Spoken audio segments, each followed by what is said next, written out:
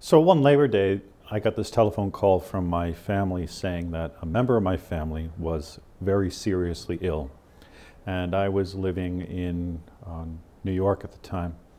So my different family members from Connecticut, from Massachusetts, from New York, and from Connecticut all rushed to Hartford, to the hospital there, because we had to attend to this emergency. And when we got there, we really didn't know what we were going to find.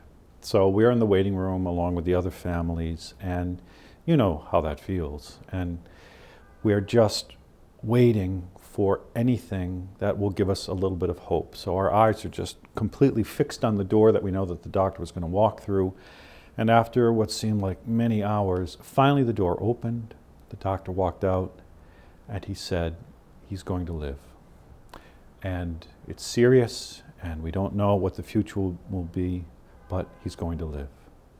So just that one word gave us all the hope that we needed for that very terrible and dark moment. And I thought, this is exactly what preaching is about, because so many people live their lives more or less in that predicament.